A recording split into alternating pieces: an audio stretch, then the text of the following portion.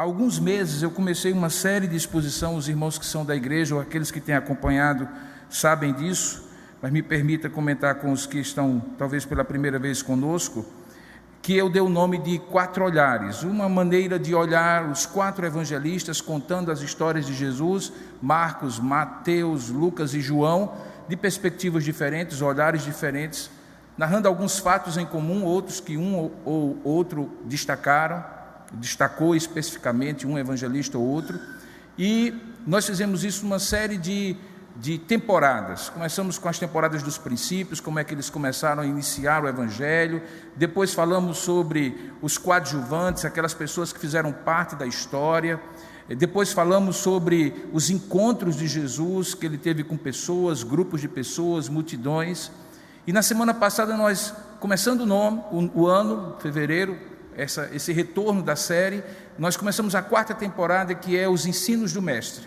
O foco é sobre o que Jesus ensinou sobre, e obviamente que Jesus ensinou sobre muitas coisas e muitos temas. Eu separei 8 deles. Comecei na semana passada sobre o que Jesus ensinou sobre Deus, ele como Filho de Deus, a segunda pessoa da Trindade, o que ele falou, e aí eu falei pela manhã sobre o Pai, e o que ele falou e ensinou sobre o Espírito Santo à noite.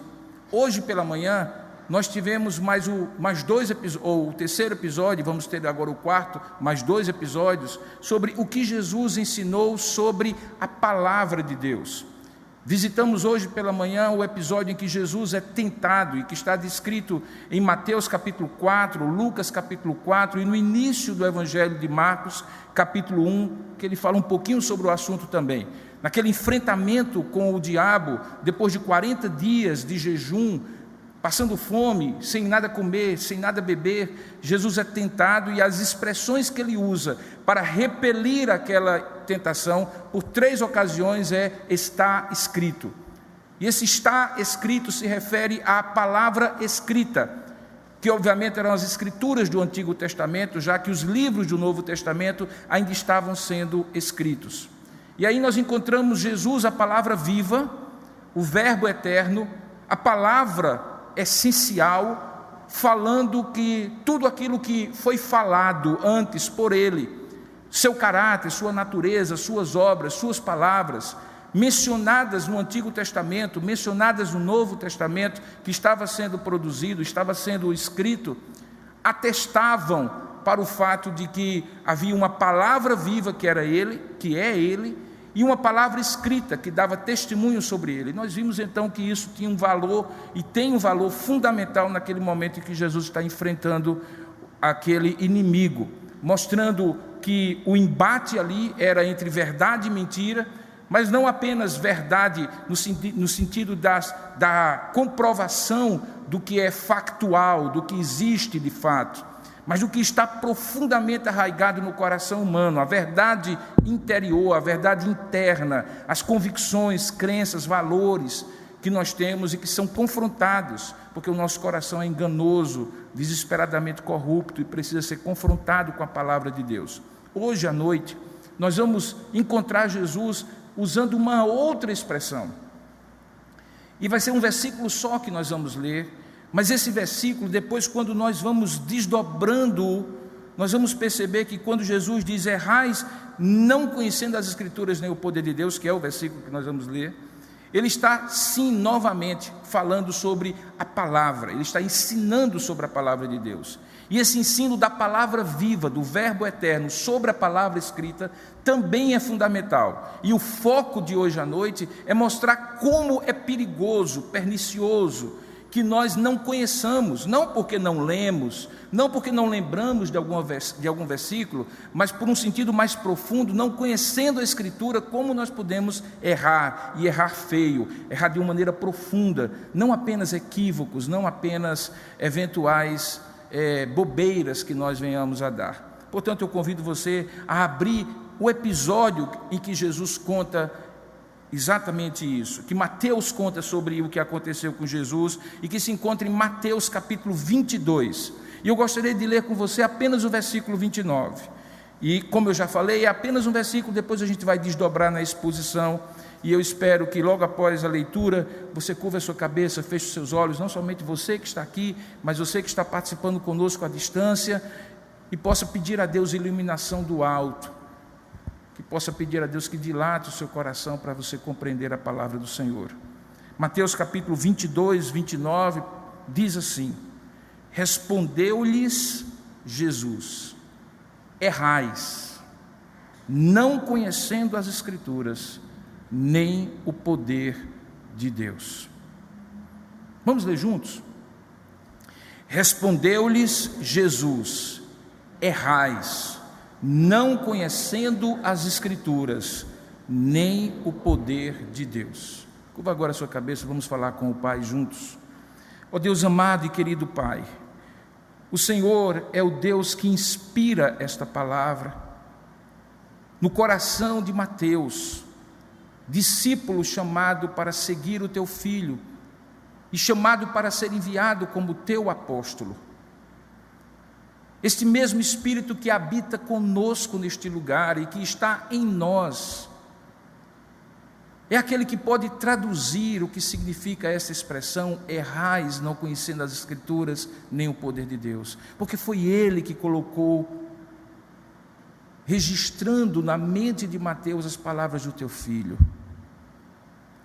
Portanto, eu te peço, Pai, junto com os meus irmãos aqui, ilumina a nossa mente, abre o nosso coração, expande a nossa compreensão acerca desse texto, para que possamos sair daqui abençoados, entendendo o que o teu Filho Jesus, a palavra viva, ensinou sobre a palavra de Deus, a palavra escrita, como nós acabamos de ler. Fala ao nosso coração, traz cativa à tua palavra toda inquietação de alma, toda distração, dúvida, resistência espiritual, que tudo isso venha a estar, ó Pai, subordinado agora ao falar do teu Espírito, que não é o meu falar, é o teu falar em mim, por meu intermédio e apesar de mim. Esconde-me na cruz e fala ao teu povo, eu te peço, em nome de Jesus.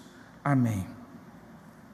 Queridos, as pessoas costumam dizer sobre alguém que gosta de ler, que essa pessoa lê até bula de remédio, né? Alguém diz assim: fulano gosta tanto de ler, que quando falta alguma coisa, o sujeito lê até bula de remédio.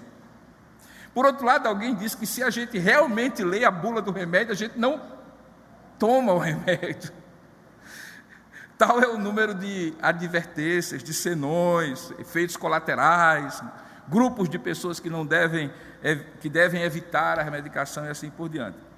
Tais informações nas bulas dos remédios foram ficando mais claras, e eu sou de uma época que elas não eram tão claras, com uma linguagem mais objetiva, com conteúdos padronizados, a partir do momento em que a Anvisa fez uma resolução 47/09, em que, nas palavras do seu diretor de então, Disseu Raposo de Melo, a resolução pretendia facilitar o entendimento do consumidor, melhorar a visibilidade dos textos e evitar equívocos nos momentos da prescrição e utilização dos medicamentos.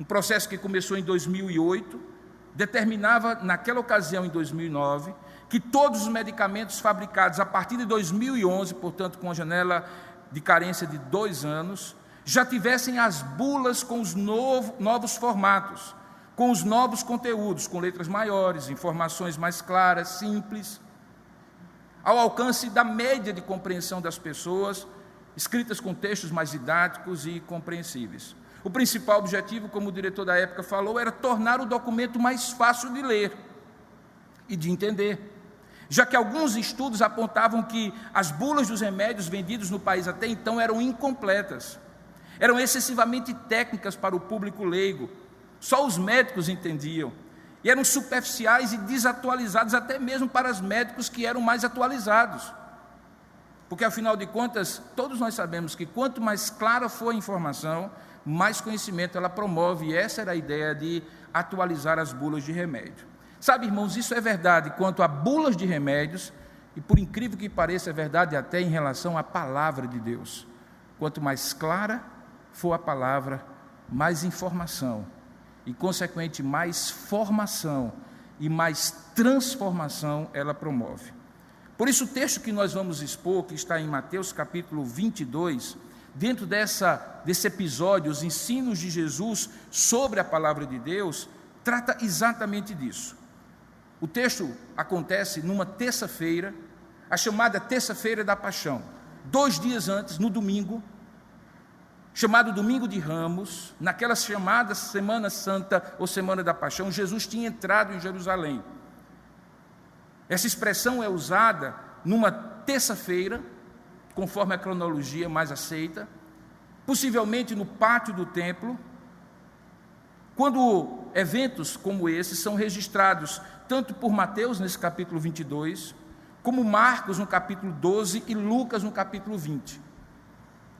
Marcos não menciona o que Jesus falou, errais porque não conheceis a Escritura Sagrada, e Lucas tem uma outra maneira de frasear. Ele diz assim: respondeu-lhe Jesus, não provém o vosso erro de não conhecerdes as Escrituras nem o poder de Deus, o que afinal de contas dá na mesma.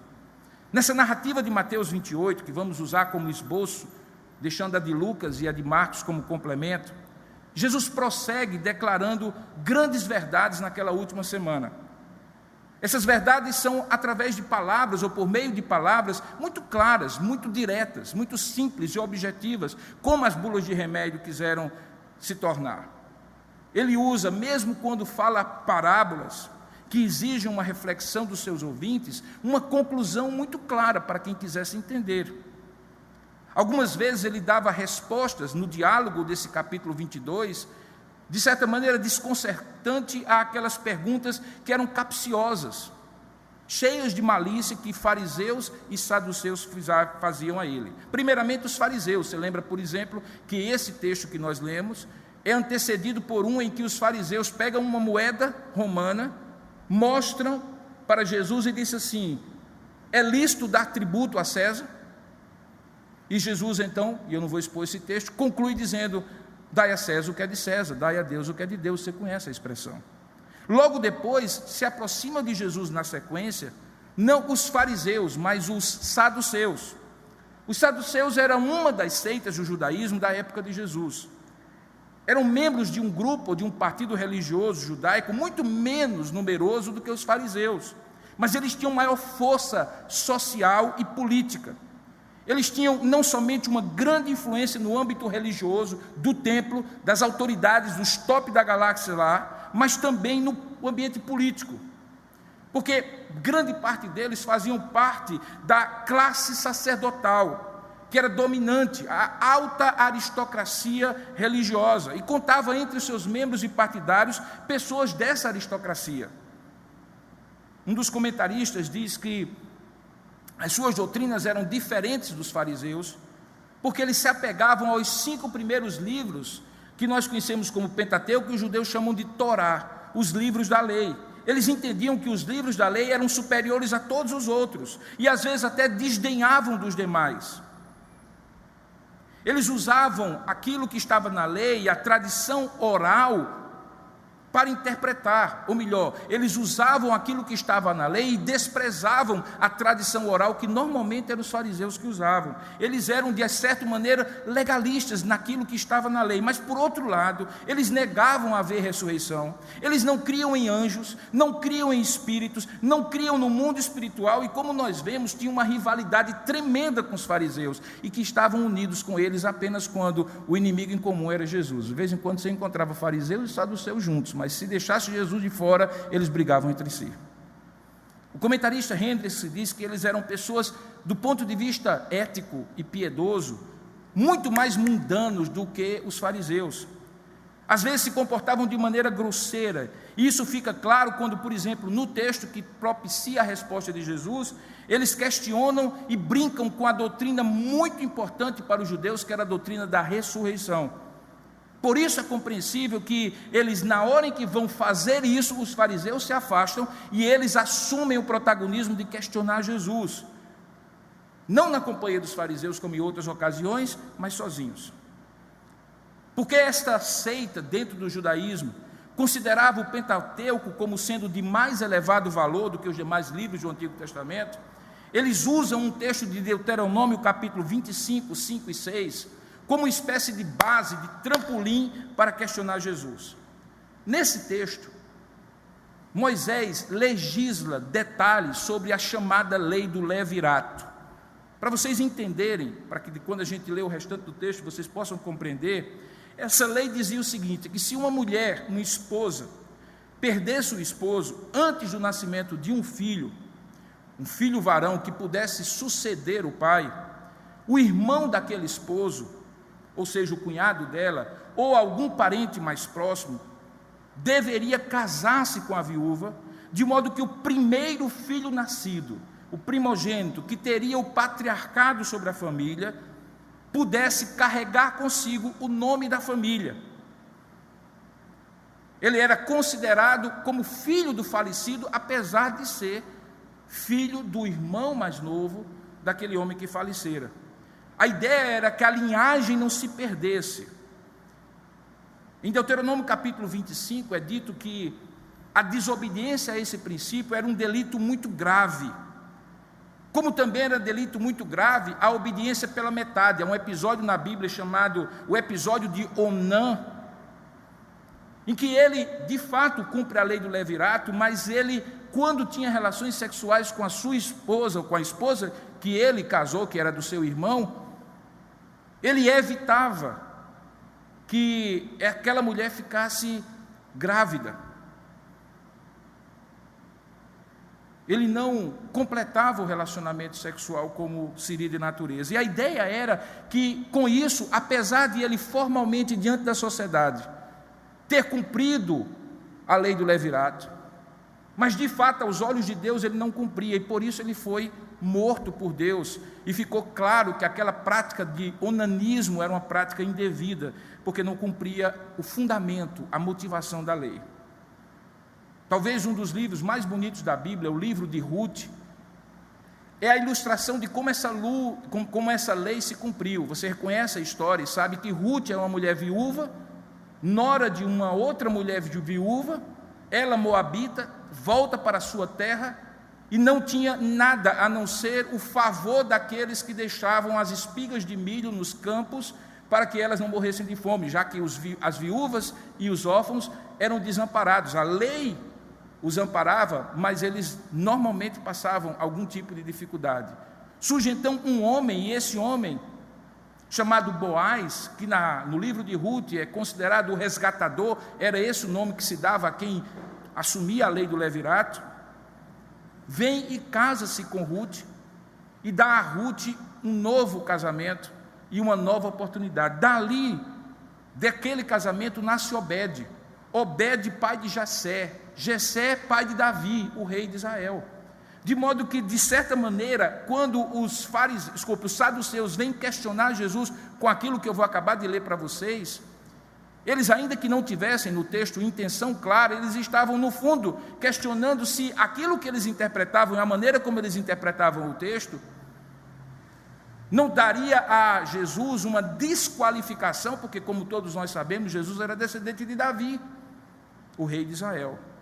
Em resumo, nesse contexto histórico, para você se situar naquilo que nós vamos ler, os saduceus faziam uso de um mandamento legítimo para chegar a Jesus com o fim de mostrar quão completamente absurda, na visão deles, seria a fé da ressurreição do corpo. E, portanto, como isso contradizia o ensino, e ao colocar assim, estavam de maneira muito sutil colocando Jesus na condição de que, se confirmasse de um lado ou de outro, acabaria cometendo o crime, a ofensa de heresia.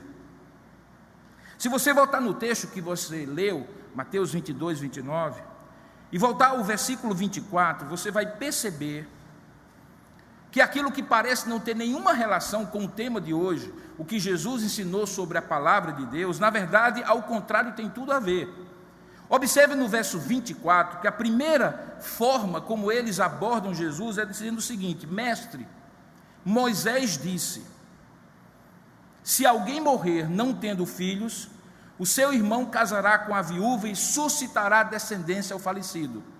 Eles estavam citando Deuteronômio 25, 5 e 6. Perceba que eles usam uma referência ao grande legislador Moisés. Eles estão fazendo isso para imprimir peso ao argumento deles, e como tentando colocar Jesus contra Moisés, como eles tentaram fazer várias vezes para acusá-lo então de heresia. Da mesma maneira, os fariseus tinham feito momentos antes, quando na controvérsia anterior sobre a quem se devia pagar imposto, eles tentaram colocar Jesus contra o César romano. E curiosamente, irmãos, essas duas linhas de conduta dos dois principais grupos de religiosos contra Jesus foram até o final. Se você prestar bem atenção, são os judeus, fariseus e saduceus, que tentam colocar Jesus contra o Império Romano, levando a Herodes e a Pôncio Pilatos, e também contra a própria religião deles, levando aos sacerdotes, sumos sacerdotes Anás e Caifás. Jesus julgado de maneira religiosa e institucional, justamente porque, como está claro aqui, era essa a estratégia deles. Mas mais do que isso, e para aqueles que estiveram pela manhã vai ficar mais claro, essa tática de citar Moisés e colocar uma contradição entre o que Jesus diria e aquilo que foi dito, também já tinha sido usado pelo diabo na tentação de Jesus. Lembra que o diabo em determinado momento também diz está escrito, tentando criar uma espécie de anacronismo hermenêutico, uma espécie de contradição hermenêutica. Como isso é verdade e está escrito assim, e aquilo é verdade e está escrito de outra forma? Como compatibilizar isso?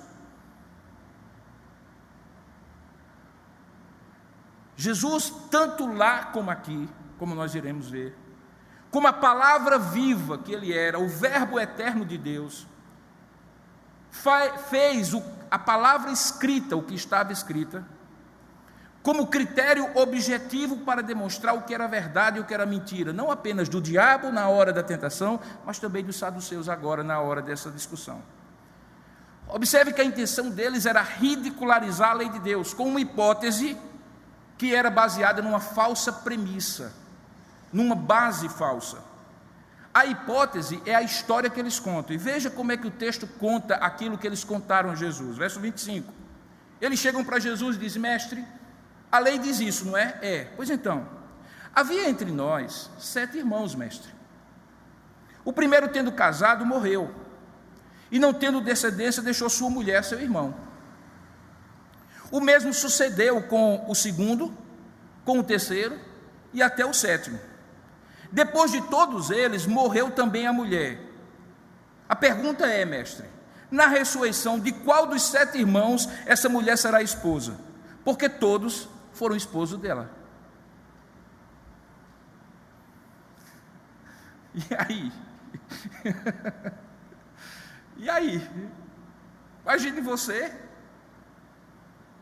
diante de um grupo de saduceus que conheciam a Escritura a ponto de citá-la com esse nível de detalhe, colocar você numa condição tal de que você tivesse bate pronto uma resposta para explicar como essa hipótese dessa situação pode ser resolvida. A premissa, essa é a história, a premissa que eles estão trabalhando, obviamente, é aquela que está contida na frase: de qual dos 7 será essa sua esposa? E qual é a premissa? É que a vida conjugal na terra continuará no céu. E essa premissa está escondida, eles não mostram a Jesus que eles estão partindo desse ponto de vista. A resposta de Jesus demonstra que a premissa é falsa, estabelece onde se encontra a falha primordial, não apenas da pergunta dos saduceus, mas também e principalmente da atitude deles. Qual era o erro primordial dos fariseus, ou melhor, dos saduceus? Jesus diz: não conhecer as Escrituras nem o poder de Deus. Jesus aponta e diz: o problema é que errais, não conhecendo as Escrituras nem o poder de Deus. O verbo que é usado para a palavra errar é a palavra grega, ou o verbo grego planao. Significa ser ou tornar-se enganado por uma crença própria ou um determinado curso de ação, decisão ou escolha. Significa não apenas um equívoco, uma informação que não é verdadeira, mas um engano profundo que faz alguém estar enganado e enganando-se, o que eu chamo de auto-engano, a ponto da pessoa não perceber que está se enganando. Aqueles homens não percebiam que a premissa que eles trabalhavam, que era colocar Jesus em dificuldade, fazia com que eles estabelecessem uma pressuposição errada e vivessem de acordo com ela e questionassem Jesus a partir dela. E o erro primordial de Jesus, que Jesus aponta dos saduceus, é: vocês não conhecem as Escrituras, vocês errais por isso, vocês erram por isso. Não é apenas um erro cognitivo quando alguém está em planaor, em auto-engano. Não é apenas um equívoco. Não. É algo mais profundo. É de alma, é de coração. Refere-se a alguém que está perdido na vida, como uma espécie de um vagabundo errante, seja fisicamente, eticamente ou espiritualmente. Parece com a expressão atual que nós usamos quando vemos alguém completamente perdido naquilo que é real e dizemos: fulano de tal está perdido. Gente, ele está perdidinho, perdeu a noção, perdeu o senso de moral, de ridículo, de proporção, de realidade. Ele está fora da realidade. Jesus está dizendo que aqueles saduceus estavam nessa situação como uma condição moral, uma condição de coração, que afetava a capacidade de raciocinar corretamente, de sentir corretamente, de agir corretamente. É no mesmo sentido que o Salmo 14, verso 1 diz: diz o louco no seu coração, não há Deus. E ao dizer isso, essa loucura não é um distúrbio mental, é uma atitude de insensatez, de necessidade, de loucura espiritual e moral que obscurece o entendimento das pessoas. Como Paulo diz, que inculcando-se por sábio, eles tornam-se obscurecidos em seus próprios raciocínios. Era assim que os saduceus estavam. Quando Jesus então aponta o erro primordial, ele diz: o erro primordial de vocês não é uma questão só de hermenêutica, não é uma questão só de interpretação, que vocês perderam alguma coisa, é que a atitude de vocês é de tanto auto-engano para atingir os objetivos obscuros de vocês, que vocês não partem, que vocês estão numa pressuposição equivocada, a premissa de vocês é equivocada. Casamento não continua no céu. E vocês estão usando essa premissa para trazer a mim uma dificuldade que não existe. Vocês erram porque não conhecem as Escrituras nem o poder de Deus. A premissa completamente equivocada deles é apontada por Jesus. Veja, ele diz: na ressurreição nem casam, nem se dão em casamento, são porém como os anjos do céu. Por que no céu não tem casamento? Porque quando Deus criou o casamento como uma realidade humana que reflete a comunhão com Deus, como a gente vê em vários momentos da Escritura Sagrada, para a necessidade humana, porque não é bom que o homem esteja só, que o ser humano esteja só. E quando estabelece o casamento, diz que ninguém os separe, a não ser a morte. E portanto, após a morte, o casamento cessa a sua função. Os saduceus sabiam disso, irmãos. Era só ir lá na lei de Moisés e compreender o que estava lá. Mas a obscuridade do coração deles, a tentativa de colocar Jesus em situação vexatória, supostamente vexatória, herética, fazia com que essa premissa completamente equivocada deles fosse apontada por Jesus, dizendo: errais, vocês estão em planaor, vocês estão em auto-engano, porque a intenção do coração de vocês desvirtua a maneira de vocês compreenderem, sentirem e agirem corretamente. Qual era então a verdade que eles precisavam aprender? Se conhecessem tanto a Escritura como o poder de Deus, que eles não conheciam, embora soubessem, fossem informados, lessem desde pequenos. Eles eram ignorantes e hostis a essa verdade, não porque não conheciam essa verdade, mas porque resistiam a essa verdade.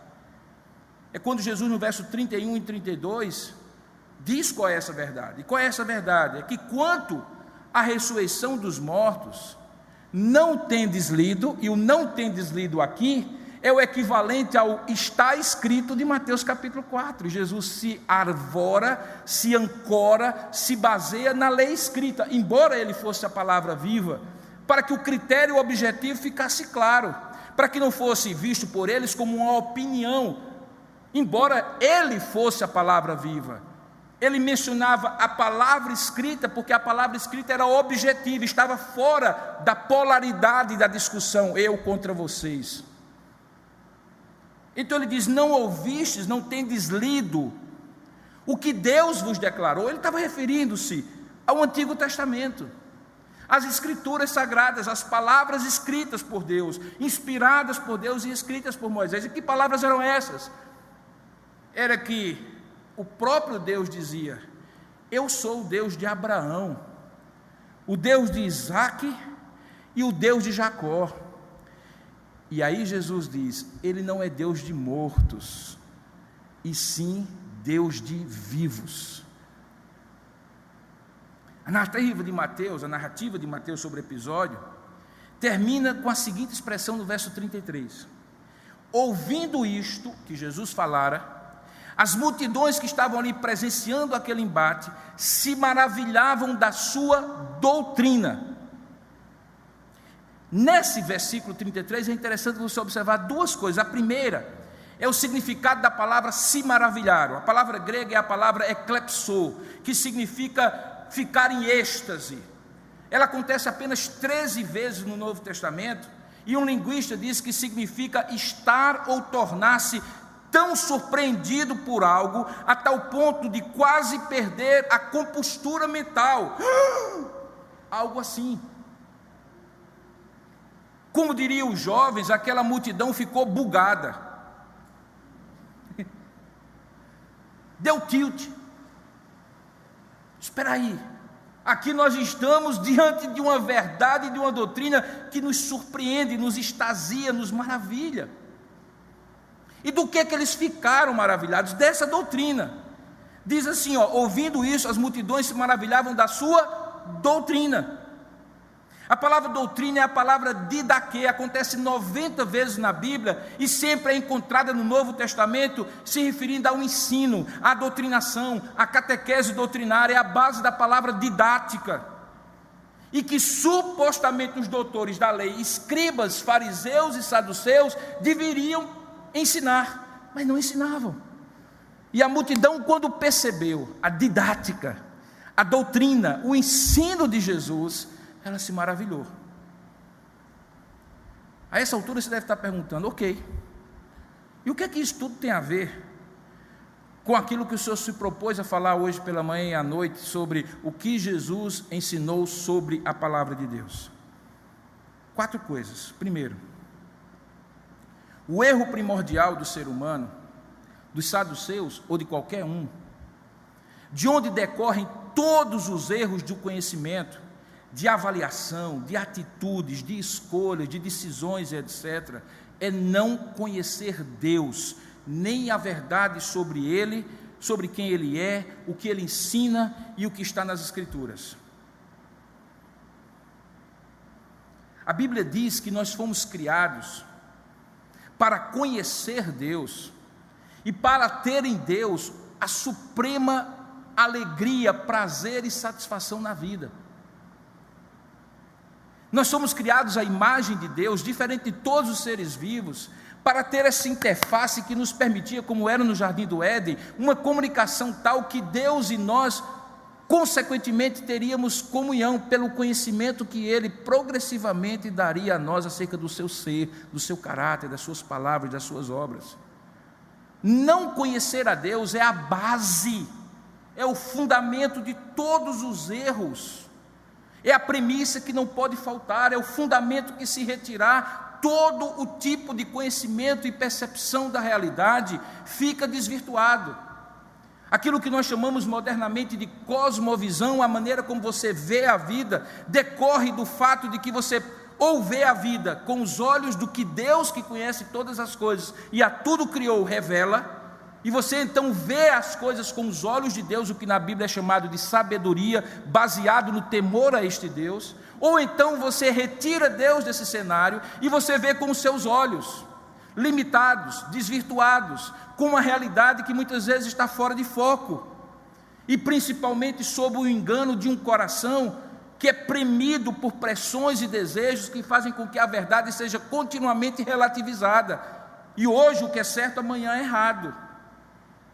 Então o erro primordial do ser humano que Jesus aponta no diálogo dos saduceus e que pode ser generalizado para todos, está no fato de que quem não conhece a verdade sobre Deus, sobre quem Ele é, o que Ele ensina, que está nas Escrituras, não pode ter vivência com Deus, que é a parte do não experimentar o poder de Deus. E como consequência dessa ignorância e desta má vontade de aprender, todo o restante do conhecimento e da vivência da pessoa corre o risco de estar comprometido.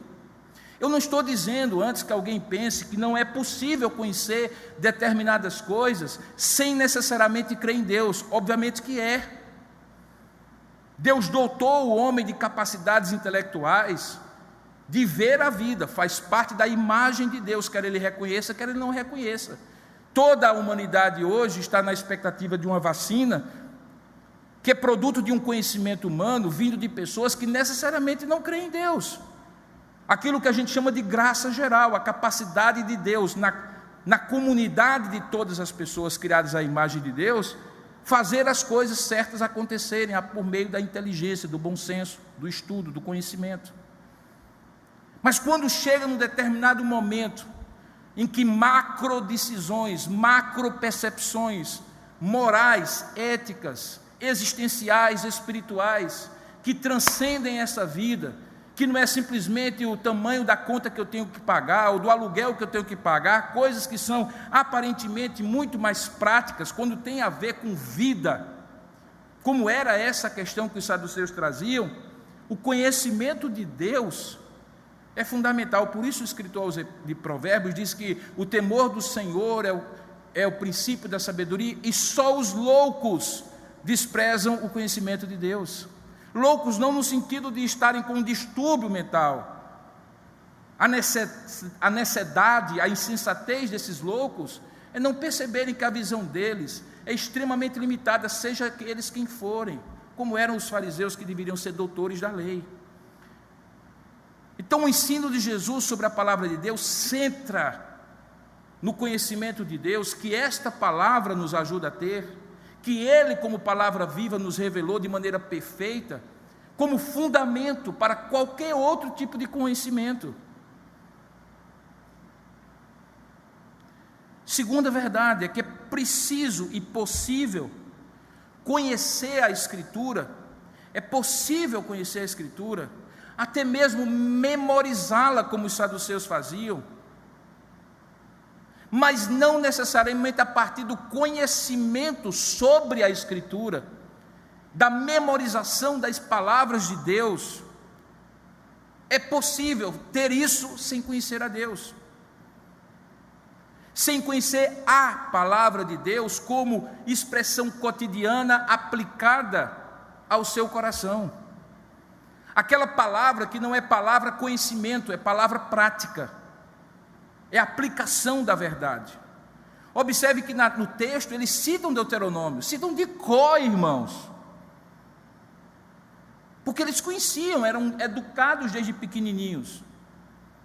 Mas eles escolheram uma parte de Deuteronômio de maneira bem seletiva, naquela parte que eles acreditavam e seguiam, mas a atitude do coração deles não era de se submeter integralmente à palavra de Deus, principalmente naquelas partes que eles não entendiam, não alcançavam, e por isso não podiam compatibilizar com o que eles criam. De vez em quando alguém diz assim: olha, eu acho que a Bíblia é um bom livro, e que partes delas são a palavra de Deus, mas tem partes que eu não entendo, eu não consigo ver que aquilo ali é a palavra de Deus. E eu costumo dizer assim: mas ela deixa de ser a palavra porque você não compreende? Ou você não compreende justamente porque ela é a palavra de Deus e seria incompreensível a não ser por quem fosse Deus?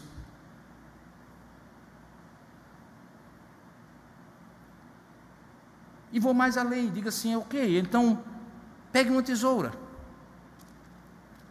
vamos página a página, e você vai recortando as partes que você não acredita que é a palavra de Deus.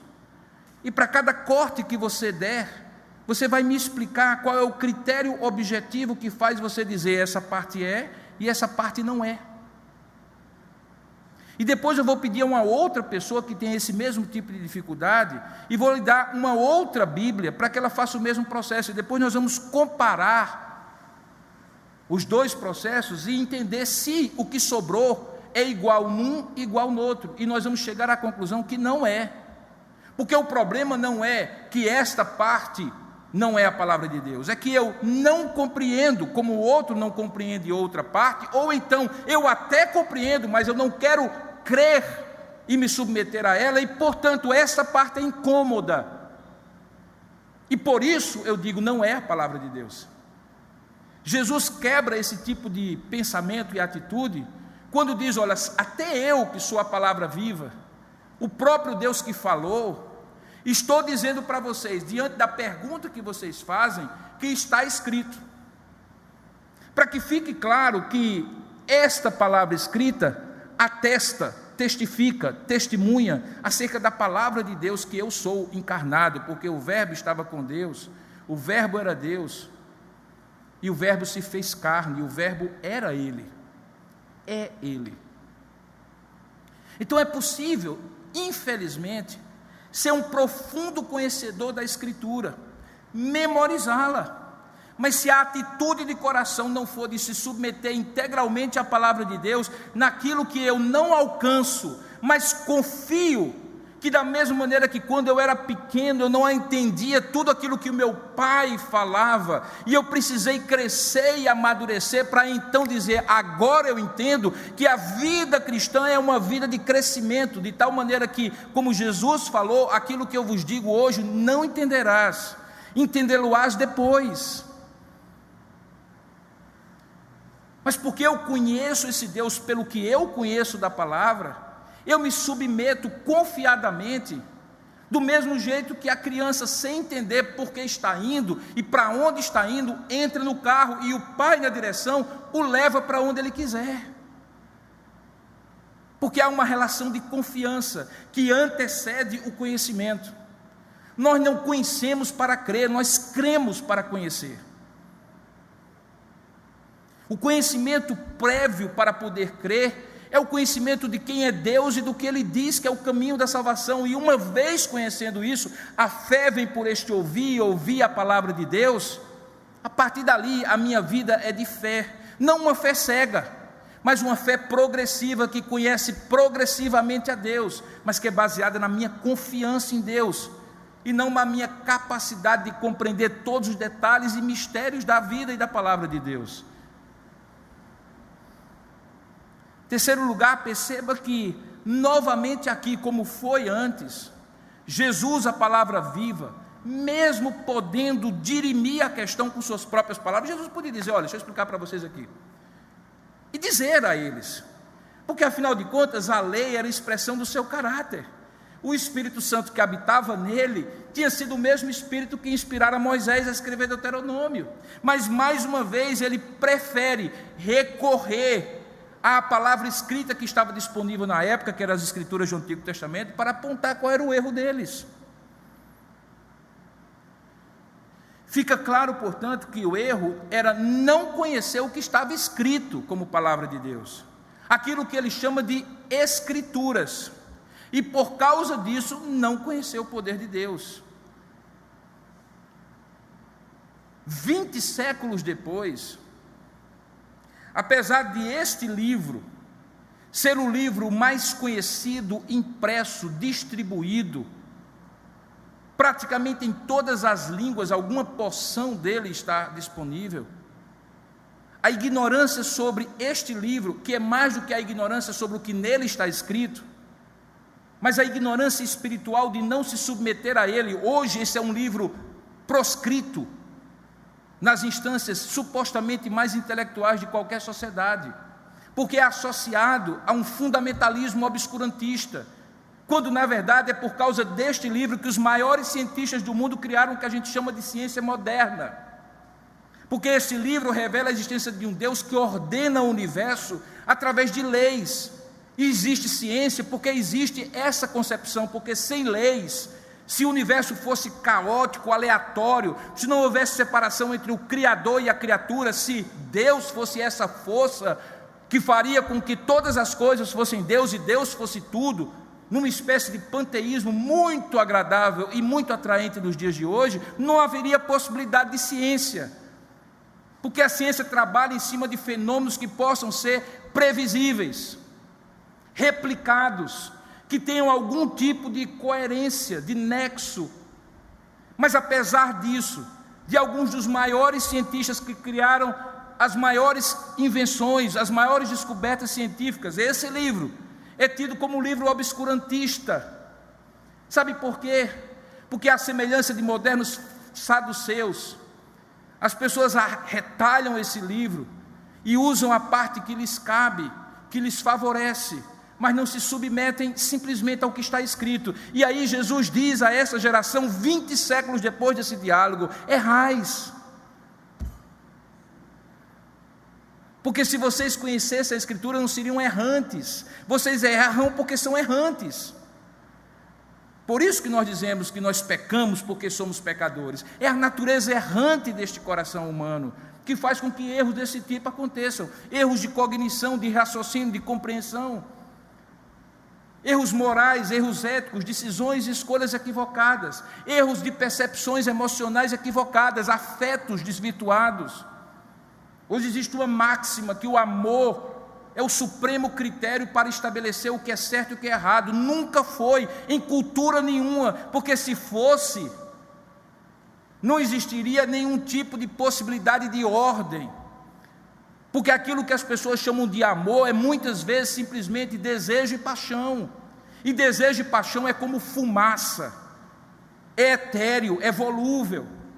Por isso que Jesus diz: olha, ao invés de serem guiados pelos seus próprios desejos e corações, por essa maneira desvirtuada de sentir para poder crer, de sentir para poder raciocinar, por favor, percebam, o erro de vocês é não conhecer as Escrituras, o critério objetivo que enquadra, ancora, sustenta todas as percepções, todos os afetos, todas as decisões éticas, todas as compreensões da vida. Finalmente, perceba que do mesmo jeito que aconteceu em outros momentos, inclusive lá no final do Sermão da Montanha, há multidões sedentas da verdadeira doutrina, multidões de pessoas errantes, que podem ainda hoje se admirar da maneira como Jesus ensina, porque elas estão enfastiadas de filosofias, de ideologias relativistas, que não dão segurança alguma. Pode ser, também pode não ser, pode ser agora, pode ser depois, depende daquilo outro. Onde é que está a verdade? Não sei, você tem a sua, eu tenho a minha. Como é que eu sento em cima disso? Como é que eu me apoio em cima desse pântano de incerteza e de relatividade? As multidões estão dizendo assim: onde está um firme fundamento? E por isso que o texto diz, tanto no final do Sermão da Montanha, como aqui, que as multidões se maravilhavam porque elas estavam sedentas da verdadeira doutrina que Jesus ensinava. Elas estavam enfastiadas daquele legalismo formal, religioso, do uso seletivo e manipulado da palavra de Deus feita por aqueles religiosos. Como pode estar também enfastiada de certas pregações que são mais ideológicas do que o simples Evangelho de Jesus Cristo, que são mais formais, que apresentam mais a igreja presbiteriana, um sistema de doutrina que, por mais que seja sadio, como eu creio, afinal de contas sou ministro presbiteriano, não é o Evangelho. É uma sistematização sobre a doutrina. E quando eu prego mais o presbiterianismo, o calvinismo, ou qualquer ismo humano, por mais próximo da verdade que eles estejam, como eu creio que estão, as multidões não se maravilham, mas elas se maravilham quando escutam o Evangelho de Jesus Cristo. Irmãos, eu tenho tido algumas experiências das mais profundas,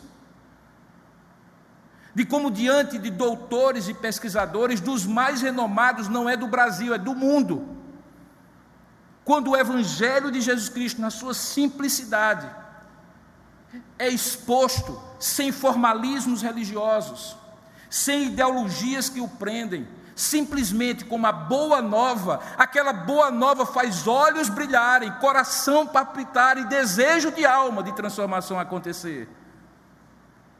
Por isso essas multidões se maravilhavam. No final do Sermão do Monte, é dito, olha só, que as multidões se maravilhavam da sua doutrina, porque Jesus as ensinava com autoridade, e não como os escribas e fariseus. E qual era a diferença? Era porque a palavra viva que tinha inspirado pelo seu Espírito aquelas escrituras, que ele agora pregava, dava-lhe a autoridade de autor. Era o autor que estava falando daquelas palavras, não era uns doutores da lei, uns pastores como eu, que eventualmente podem falar acerca da palavra. Era a palavra falando de si mesmo de forma verbal e depois registrada de forma escrita. E isso era impactante. Por que Jesus produz um impacto tal, que com apenas 12 homens, covardes muitas vezes, cheios de contradições, a doutrina dele, o ensino dele, a pessoa dele, o impacto dele preserva-se depois de 20 séculos. E eis que eu estou aqui num domingo de carnaval, pregando numa cidade do litoral nordestino das Américas, quilômetros e quilômetros distantes de Jerusalém, falando desse Jesus 2000 anos depois. Qual é o movimento na história da humanidade gerado por um homem e 12 discípulos, inclusive um que o traiu, que tem este poder de moldar toda a face do globo? O que é que existe de distinto? É que a palavra viva se fez carne e habitou entre nós, e a palavra escrita que registra suas palavras, suas obras e seus feitos está disponível para nós. Por isso, não perceber isso é o grande erro da humanidade, mas perceber isso traz maravilhamento, se é que essa palavra existe, traz espanto das multidões. Você lembra que no início da mensagem, e aí eu chego à minha conclusão, eu fiz referência ao fato de que as bulas de remédios ficaram mais claras, né? Com linguagem mais simples, mais objetiva, com o propósito final de dar acesso às informações importantes sobre a medicação a todos, dos mais intelectuais aos mais simples. Pois bem, só que antes, mesmo antes, sempre houve, e ainda hoje continua havendo, a possibilidade de que aquilo que está escrito pudesse, como hoje pode, ser devidamente interpretado por alguém que conheça. Eu posso pegar a bula e consultar alguém que pesquisou aquela medicação, um médico que usa profissionalmente aquela medicação, como ela é aplicada. Você percebe o que eu estou querendo levá-lo a entender? É que do mesmo jeito que a bula muitas vezes precisa de alguém, por mais clara que ela seja, para interpretá-la, de certa maneira, nesse texto, a palavra viva, que é Jesus, guiou aquela multidão à verdade. Não guiou os saduceus, porque o problema deles era que eles não queriam a verdade, mas aquela multidão foi guiada à verdade. Que verdade? A palavra que estava escrita, porque o que Jesus falou foi a palavra que estava escrita. Ele explicou a bula.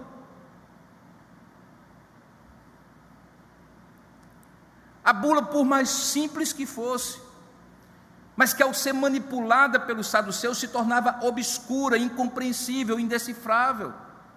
Jesus explica a bula, que era simples, para os simples de coração, que eram aquela multidão. Como eu falei pela manhã, a palavra viva, Jesus, o verbo eterno, confirma a autoridade das Escrituras, que é a palavra escrita. E essa palavra escrita testemunha nela ser Jesus a palavra eterna, o próprio Filho de Deus, o único Senhor e Salvador. Uma testifica da outra. Há um texto em João capítulo 5, verso 22, capítulo 5, não sei exatamente o verso, em que Jesus tem um diálogo com outro grupo, agora de fariseus, e ele faz uma frase parecida com essa de Mateus. Olha o que ele diz assim: examinais as Escrituras. Ele está constatando, vocês examinam as Escrituras, porque vocês julgam ter nelas a vida eterna. E olha o que ele conclui: e é verdade, porque são elas mesmas que testificam de mim. Observe que o examinais aqui não é examinai, não é no imperativo, não é uma ordem, ele está constatando. É uma constatação que eles examinavam, afinal de contas eles eram doutores da lei, mas eles só examinavam porque julgavam, pressupunham que ao examinar eles teriam a vida eterna. E aí Jesus diz: ok, se vocês examinarem, buscando a vida eterna, vocês perceberão que elas dirão o que eu estou dizendo de mim, porque elas testificam de mim. O que Jesus promete, irmãos, sempre, como nós vimos domingo passado, é que o Espírito Santo, o outro Consolador, viria quando ele fosse enviado pelo Pai e pelo Filho para estar conosco e em nós. Os irmãos recordam disso do domingo passado. Segundo Jesus, ele faria duas coisas. A primeira delas, ele nos faria lembrar de tudo o que havia sido ensinado por Jesus e que para nós hoje é a palavra escrita.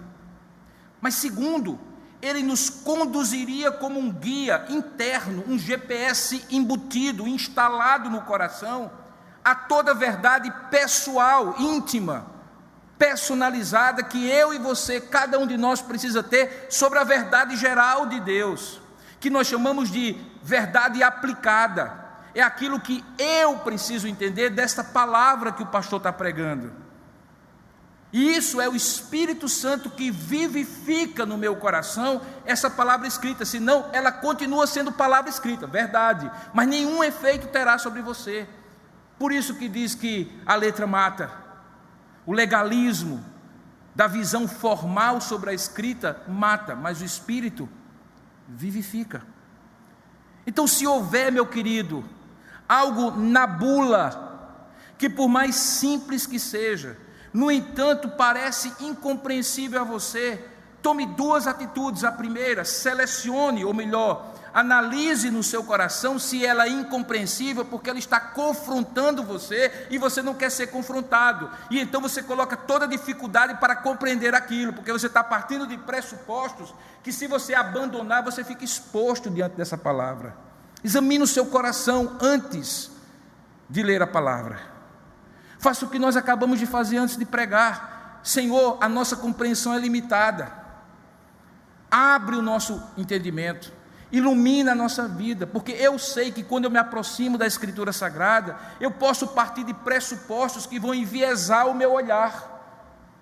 Mas se tem uma bula, e se tem um médico que pode me explicar a bula, se tem uma palavra escrita e tem uma palavra viva, que é o Espírito Santo que habita em mim, o autor da palavra escrita, por que não pedir a Ele: abre os meus olhos, ó Espírito? Se a bula tiver obscurecida, se você tiver algo a decidir e não sabe o que fazer, se algo é incompreensível, o ensino é difícil para você, primeiro examine o seu coração, faça o que o salmista Davi nos ensina no Salmo 139: sonda-me, ó Deus, e conhece o meu coração. Vê se há em mim algum caminho mau e guia-me pelo caminho eterno. E aí peça para que o Espírito Santo, que é aquele que lhe fará lembrar de toda a verdade e lhe ensinará todas as coisas, explique a bula. A palavra viva, quando estava com os discípulos, explicava aos discípulos o que a palavra de Deus era para ser entendida. O que eles não conseguiam entender, ele explicava. E aí ele diz: eu vou para o Pai, mas eu não vou deixar vocês órfãos. Nós enviaremos, eu e o Pai e o Espírito Santo, que é o outro Consolador. Ele estará convosco e estará em vós, e Ele é o guia a toda a verdade. Ele vos fará lembrar de todas as coisas e vos ensinará toda a verdade.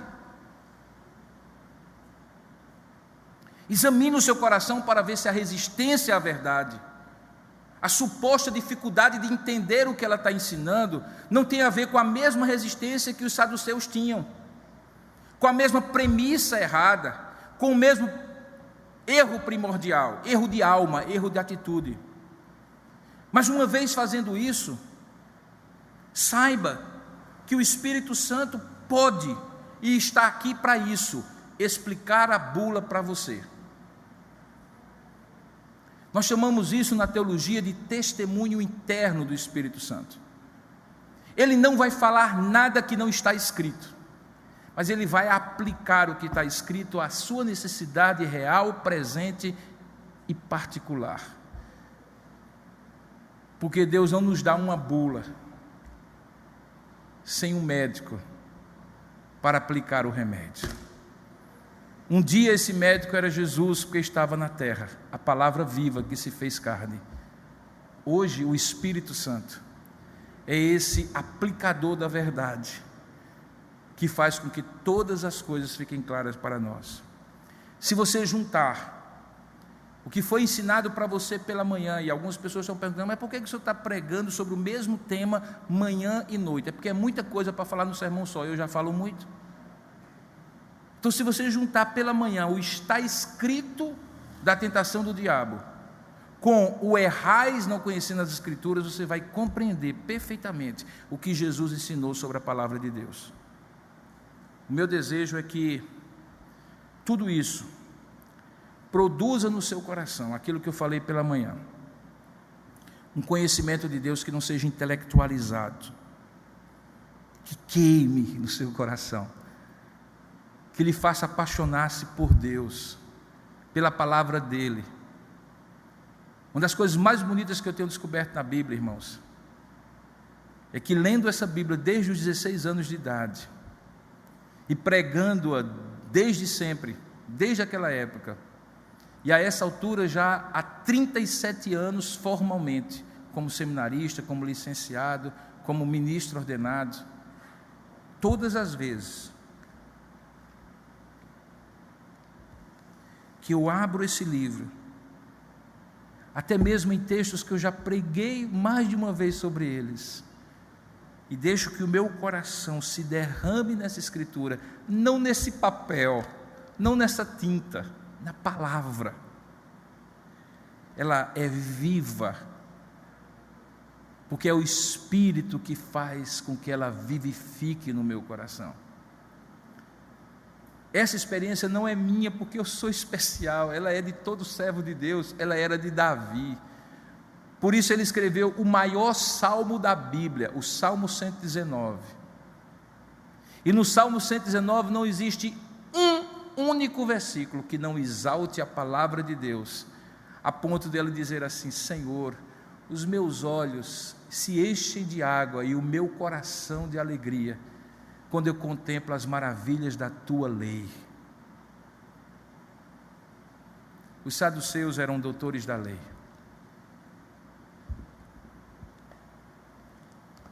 Doutores da lei